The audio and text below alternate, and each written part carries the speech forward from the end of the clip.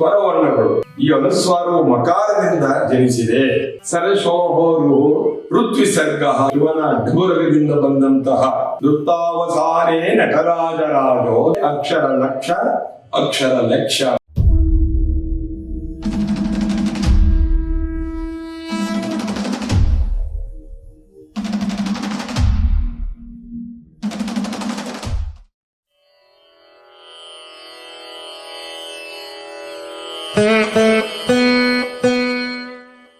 ವೇದ ಮಂತ್ರೋಚ್ಚಾರಣೆಗಳನ್ನಾಗಲಿ, ಯಾವುದೇ ಮಾತಾಗಲಿ, ಗ್ರಂಥ ಪಠನವಾಗಲಿ ಸಮ್ಯಕ್ ಅಂದ್ರೆ ಚೆನ್ನಾಗಿ ಹೇಳಬೇಕಾದರೆ ವರ್ಣ ವಿಜ್ಞಾನ ತುಂಬಾ ಅವಶ್ಯಕತೆ ಇದೆ.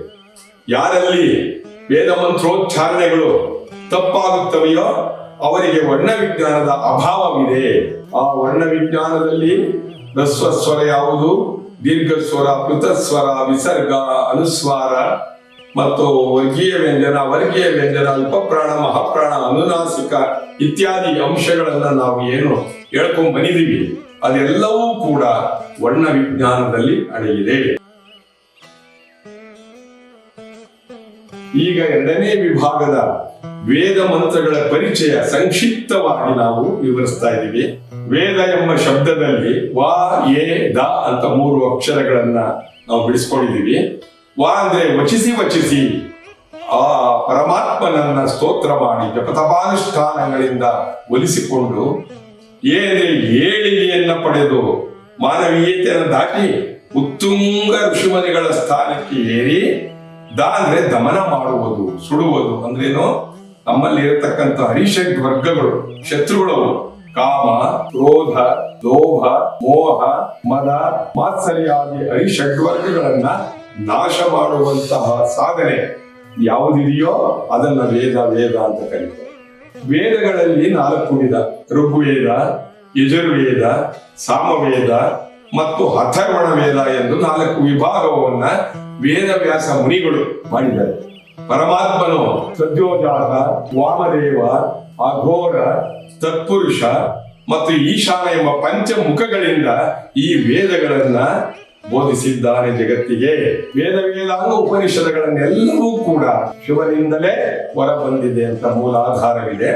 ಅದಕ್ಕೋಸ್ಕರವೇ ಈ ವೇದಗಳನ್ನ 4 ಭಾಗದಲ್ಲಿ ತೆಗೆದುಕೊಂಡು ಪ್ರಧಾನವಾಗಿ 7 ಶತಕೋಟಿ ಮಂತ್ರಾಣಿ, ಈ ವೇದಗಳಲ್ಲಿ, ಈ 4 ವೇದಗಳಲ್ಲಿ 700 ಕೋಟಿ ಮಂತ್ರಗಳು ಅಡಗಿವೆ.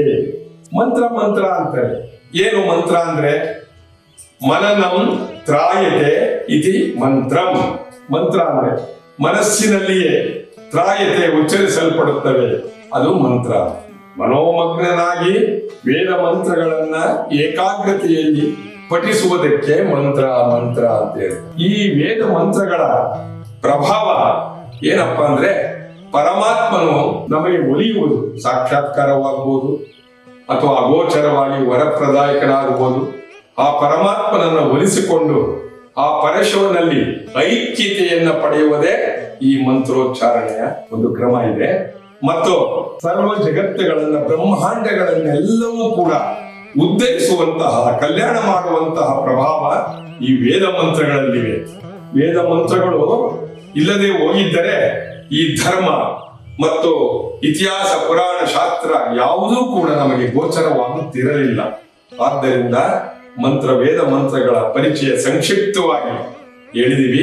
ಇದು ಕ್ರಮೇಣ ನಾವು ಮುಂದೆ ಮಂತ್ರೋಚ್ಚಾರಣೆ ಆಗ್ಬೋದು, ಅಥವಾ ವೇದಗಳ ಅರ್ಥ ಆಗ್ಬೋದು, ಸೂಕ್ತ ಮಂತ್ರಗಳಾಗ್ಬೋದು, ಸ್ತೋತ್ರಗಳಾಗ್ಬೋದು, ಹೇಳುವಲ್ಲಿ ಮಂತ್ರಗಳ ವಿಸ್ತಾರತೆ ಬರುತ್ತದೆ.